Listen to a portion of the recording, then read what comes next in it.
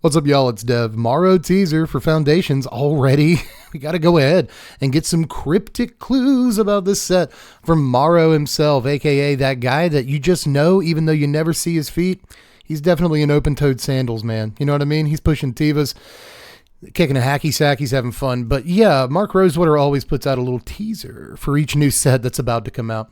And since preview season starts in 4 days, October 25th, it's nuts to think about. Maro's gone ahead and given us a few clues for what to expect in the new set. Although I got to say right up front before we jump in here, sorry about the white screen, first of all. Second of all, can't help how Blog and Talk looks. But second of all, this one feels a little less informative and a little less cryptic than usual. But there's still some good stuff in here. So let's read along in Maro's own words. Ahem. Before previews for Foundations officially begin. That's what he sounds like. Did you guys know it's not what he sounds like at all. I thought it'd be fun to do another of my duelist style teasers where I give tiny hints of things to come. Note that I'm only giving you partial information. First up, here are some things you can expect. So let's go ahead and scroll down just a little bit because this is where the thing actually starts, everybody. First bullet point, the 5 iconic creatures show up on multiple cards. What's he talking about? What does that even mean? Well, I'm pretty sure he means Shivan Dragon, Sarah Angel, Mohammedi Jinn, Sarah Angel, and Force of Nature, unless it's somehow Crawlworm. I don't know, it could be. But no, I'm pretty sure he's talking about those 5. And it's cool that we might get like old, maybe even downshifted to uncommon sort of versions of them. Or we might get them on auras, you know, like Singer's Bloodlust, and it's like a little 2-mana aura, gives the guy +2/+2 in lifelink. I don't know what it does. But anyway, +2 plus something flying in lifelink. Or what if it's just target creature, the enchanted creature has flying in lifelink, and it's like 2 mana. I don't know, it could work, but you see where I'm going with this. You know, you could have auras that kind of grant you some of their abilities or whatever. But apart from that, you could do enchantments with their names on them, or I think the cool thing here would be to do legendary versions of each of these cards. Like a legendary Shivan Dragon would be really, really hot, and I'd like to see it. But either way, I said in my like things I want in Foundations video that I wanted them to highlight these cards and at least reprint these, 5 important monocolored cards, and it looks like they're doing even more than that. So I don't know, it's a good signal to me that they're kind of throwing some red meat to the boomers a little bit, because I'm one of them and I want fan service. But let's move on to bullet point number 2. 2 monocolor reprints, each of a different color, that together win you the game. So a lot of speculation on this. It could be Splinter Twin combo.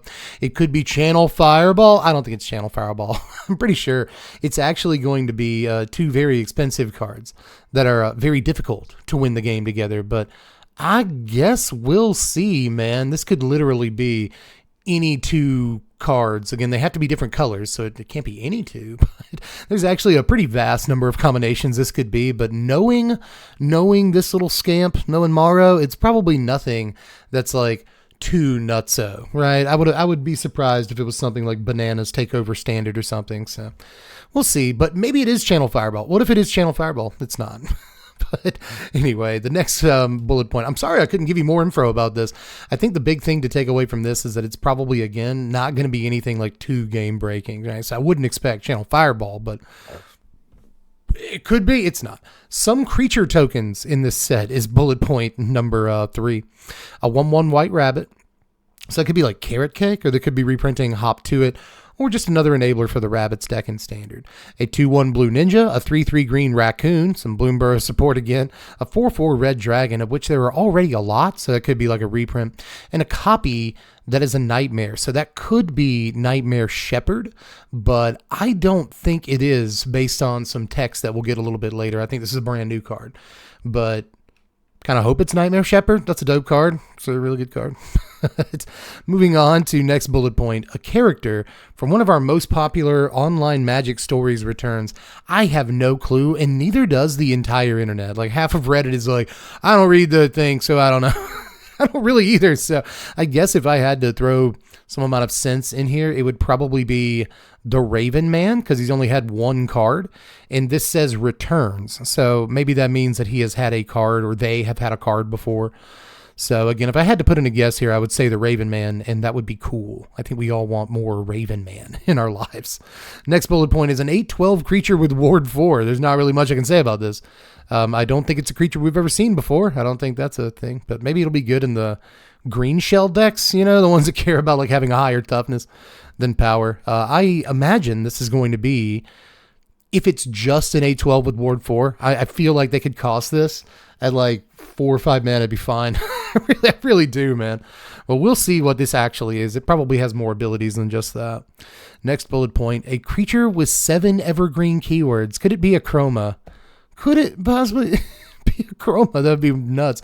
I'm not sure that protection from red and protection from black are actually evergreen in Maro's book. I don't know, but I think that a color is an evergreen ability. So if you count them up, a chroma has exactly 7. So could be, but I kind of doubt it. I think it'll be like a little baby Achroma or something like that. Or maybe like a weird Cairn Wanderer variant that can like get all the keywords. But 7 evergreen keywords is probably going to cost you a good amount of mana. I just wonder if they're all like kind of bad. You know what I mean?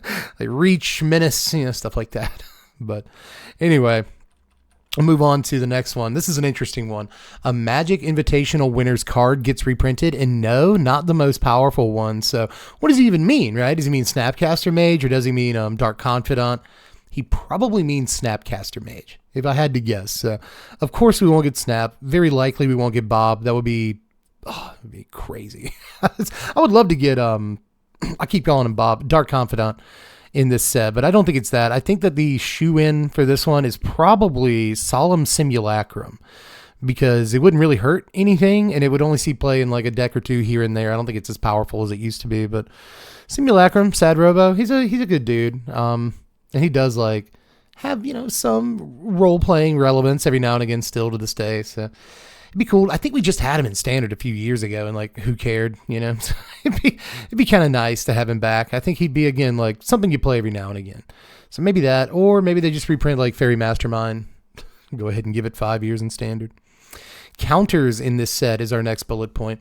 +1/+1, Bait, Fellowship, Incubation, Loyalty, Revival, Soul, Stash, and Stun. So, wow. So +1/+1 counters, obviously, we've seen a lot of those. Bait, we'll see a Fishing Rod or something like that later on when we get some of the names for cards in the set, which I'm not sure he always does, but we do have some names for cards. And I'm pretty sure that Bait counters are going to be a thing on that card. Fellowship counters. There's a card from Lord of the Rings that cares about, like, there's a Fellowship thing to, you vote for the Fellowship, some garbage, but I don't think we've ever seen a card with Fellowship counters, so this would be brand new. Incubation, okay, some Phyrexian nonsense. Loyalty counters, of course, because there's Planeswalkers. And then Revival, Soul, Stash, and Stun. So stun counters we know are our thing. Soul counters have been on a couple of cards before. Stash counters have been on a couple of cards before. I think there's been stash counters on like storage lands, but don't quote me. And then Revival counters I'm not sure we've ever seen, so could get some interesting stuff here, but it actually doesn't tell us too much in the scheme of things. Next is a card that is in the top 10 cards I sign gets reprinted. This is almost certainly Maro, right? The card from both 6th edition and originally I think Mirage, and it's been in a bunch of other stuff. I'm almost certain it's going to be Maro. It's a 4-mana green creature that is PT equal to the number of cards in your hand, and it's literally called Maro because Mark Rosewater. It's named after him. So I think it's that. More deciduous mechanics get used in this set than any previous non-time spiral block premiere set. So that's some qualifiers there. Obviously, Time Spiral had like every ability in it, so it shouldn't count. But deciduous mechanics rather than evergreen mechanics are just any mechanics that's not... Well, that's not true. There are retired mechanics. Those aren't deciduous. But deciduous basically means that they only get used sometimes is like the best way to kind of say that. So there are going to be some returning abilities, some mechanics, maybe some that we haven't seen before. And it's fun to speculate on what those could be. But I'd be surprised if there wasn't, you know, some of the ones that people really like Kicker, right? Stuff like that. So we'll have to wait and see on all of these, obviously. But on this one, it's kind of fun and also completely useless to speculate, because I assume that if you name 5 fun deciduous mechanics, 3 of them probably show up in the set if they're using that many, right? So could be cool. Interesting for a core set to use that many mechanics, right? That could get confusing pretty easily, and they don't usually want core sets to be that sort of convoluted and all these different mechanics. So interesting, I guess, in that way that we get this as a bullet point. It won't be as clean mechanically as a lot of core sets have been. That's neat. That's kind of neat. But next, we get out of the cryptic rules text and just, or well, not rules text, but the cryptic bullet points, and get to the rules text. The first one is, this spell costs 1 less to cast for each cat you control. So he knew that I'd be reading this to all of you, and he wanted to throw one in there that I specifically would be excited about. That's not what's happening here. That would require an insane degree of self-absorption and narcissism for me to actually think that. I say stuff like that, people think I'm being serious. I'm not. But obviously, there's a reason that you put this up top, because a lot of people are going to get excited about it, you know. Freaking love anything cat-centric, and I'm hoping that we get more cat support than just whatever card this is, but even if it's just this guy, I'll take it. But next is, you can't lose the game and your opponents can't win the game. That is exactly the text on Platinum Angel. So maybe it's Platinum Angel. It's a pretty good spec, I think, but it doesn't have to be. It could be some variant of Platinum Angel, and if it is, why are you printing another one? You know what I mean? We'll see. The only hoop you have to jump through with Plat Angel is that it costs 7 mana to get to. Whereas with a card like this, guy like this, you know, it could cost less mana, but there's some sort of downside or something, or you have to sacrifice stuff to get it out or do whatever, right? So we'll see if it's Platinum Angel or some variant, but even if it's just Platinum Angel, that could definitely have a effect on Standard if it's going to be here for 5 years. So we'll have to wait and see, man. Next is, target instant or sorcery card in your yard gains flashback until end of turn. This is hilarious because he just up there said that we're going to get an invitational card, and it's not going to be the most powerful one. So we probably know that this is not text from Snapcaster Mage. You know, I imagine this is going to be a probably more expensive or just altogether worse card than Snap, because, you know, it probably should be. But here's hoping this is just like a 1 mana card with flashback itself. That, you know, 1 mana to cast it originally, flashback for 3. I don't know, it'd probably be pretty good, I think. But next is, creatures you control get +10/+10. Speaking of having to jump through hoops, man, like, I don't know, if this is a 7 mana enchantment and that's all it takes, it's probably just going to be a pretty boring, like, not very played card. But maybe in Commander, I don't know. But I would imagine that these are hoops. You got to jump through hoops to get this bad boy out. It probably just costs like 4 or 5 mana. But you got to do something. You got to do something, or, you know, it's something that you have to turn on somehow. You know, like once you've done a thing, achievement unlocked, creatures you control get +10/+10. So we'll see what exactly this is, man. What if it's the City's Blessing, right? If you have 10 permanents, your guys get +10/+10. That would be too easy to get. That'd be far too easy to get. But still, something along those lines. I imagine this is an unlock ability of some kind. Unless it's like a reanimatable creature, like a 9-drop creature or something, you know, throw it into play. But, that wouldn't be as good as like Moonshaker Cavalry half the time. And that doesn't see any play, although I wish it did. But still, interesting. That's a very Timmy line of text there that I really want to see what it actually is. But I imagine that it's probably not going to be great. But there's a number of tokens decks in Standard, so you don't even have to have tokens deck. Just control 2 guys, and it's unbelievable. Anyway, a deck can have any number of cards named. So we get one of these. Could be a reprint, could be a Plague Rats or whatever, Relentless Rats. Could be a Petitioners. You know, we've seen a bunch of these as time has gone on, but I'm kind of hoping it's a new one. I'm always down to see a new one of these.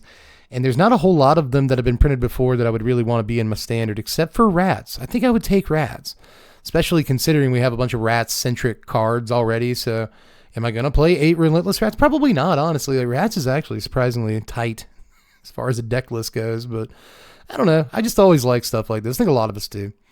But next is, then exile all Nightmare tokens you control. So this is what I was saying earlier. You know, we get Nightmare tokens on a card, or at least a card that makes copies of creatures that are Nightmare tokens.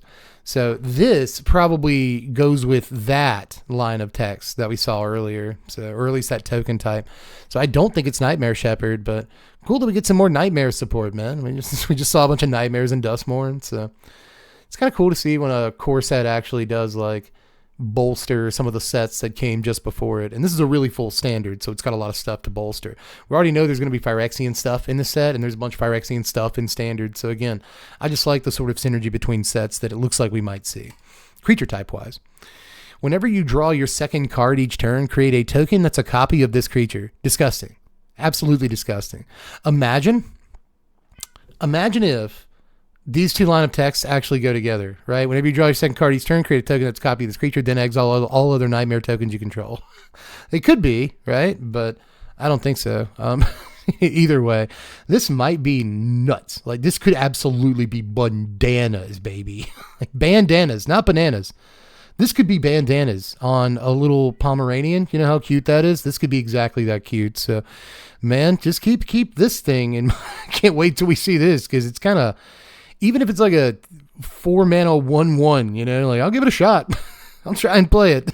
But next we should check out double the number of each kind of counter. That's a fun one right there, you know. It's another one that it's like, well, you're going to be commander playable almost no matter what it is. Even if you're just like a one-shot sorcery, like, that could be playable in commander. But I imagine this is going to be, you know, some kind of enchantment that triggers whenever you do put a counter on a thing.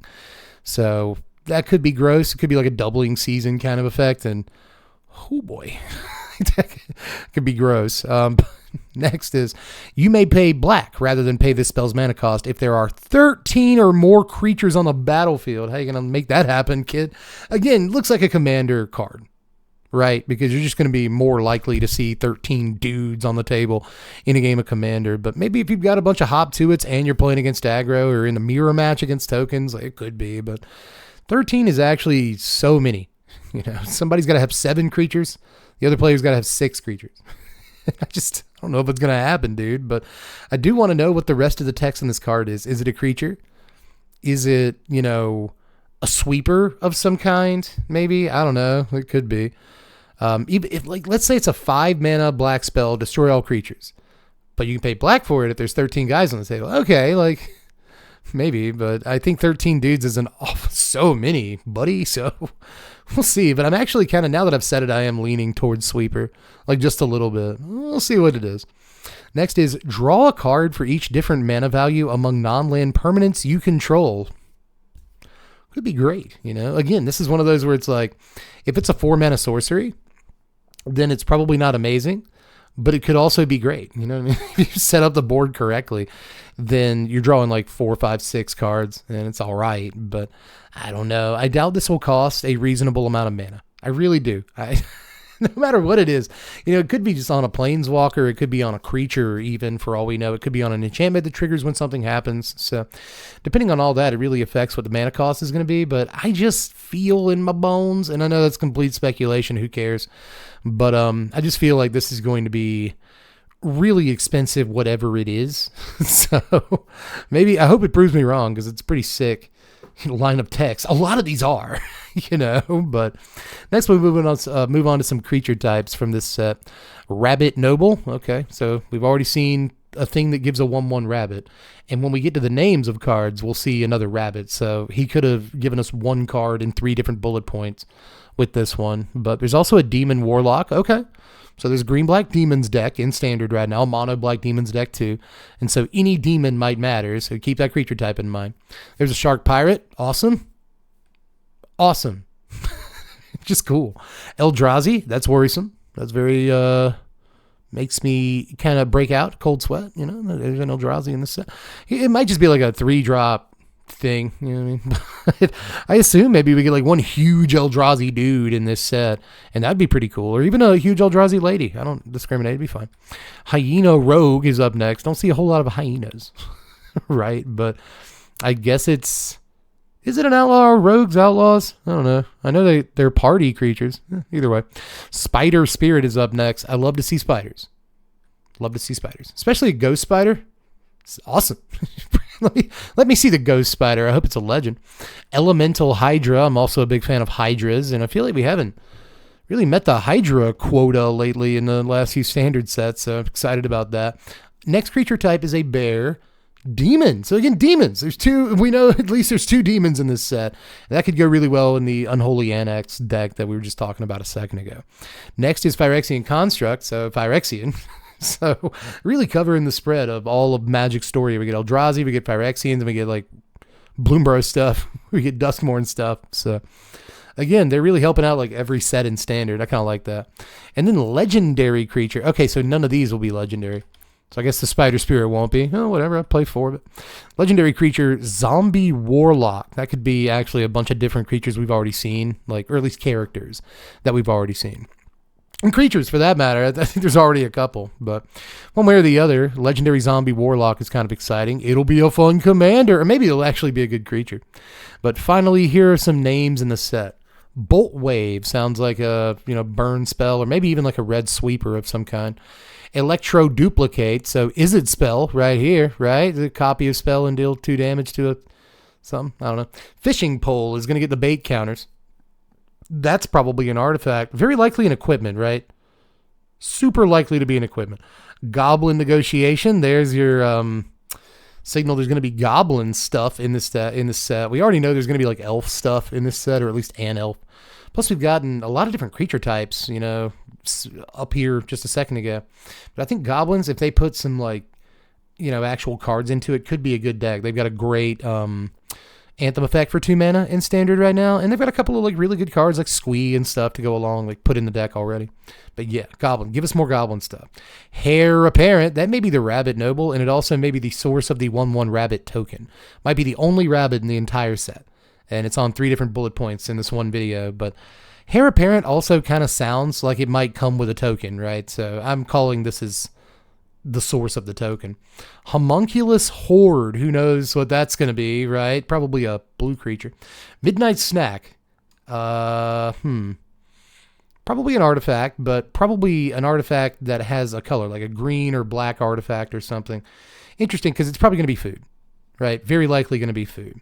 Perforating Artist, not Blood Artist, but Perforating Artist. We already know there's a Blood Artist effect in this set, and I'm super excited about it. So what the heck is this, right? Could it be another sort of Sacrifice deck Aristocrats piece?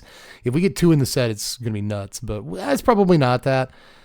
Just a cool name. Anytime I see Artist and a name that could mean something that brings about blood, right? I think they're going for a thing here, and I really hope we get 2 separate effects that are nuts and Aristocrats. Refute is up next. This is a counterspell, right? If I had to guess. This is very likely some sort of counterspell. And then, very simply, Stab. So, a black removal spell of some kind, probably a single black mana for minus something, or a couple damage to a creature or whatever, right? But we end it by saying the Foundations debut will be live at MagicCon Vegas on October 25th at 2:30 p.m. Pacific, right after our Foundations of Magic's Next Era panel. This is my Hank Hill impression. The Foundations of Magic's Next Era panel, where you get a sneak peek at the 2025 sets. You can follow along on social media or watch the full VOD of the debut panel on our visual YouTube channel after it airs. So, again, Foundations previews start 2:30 p.m. Pacific. Friday, so it's really soon, guys. Let me know how you felt about all these. If I missed anything, what do you think, for instance, the 2-card combo is going to be? Both monocolored cards, both of different colors. Those are your parameters, your qualifiers. What do you think it is, right? Are you excited about any of these creature types or any of these lines of text that we got to see? What do you think they are, right? So give me the whole dirt down there in the comment section, baby. Hit me with it. Let me know what you're thinking, because this is the most fun time of the year, right? Baseless speculation on a brand new set, right? It's great. But anyway, join me for preview season. It's going to start again on the 25th. Looks like we're going to see a bunch of cards from upcoming sets that same day, so that's going to be a fun little preview video to put together.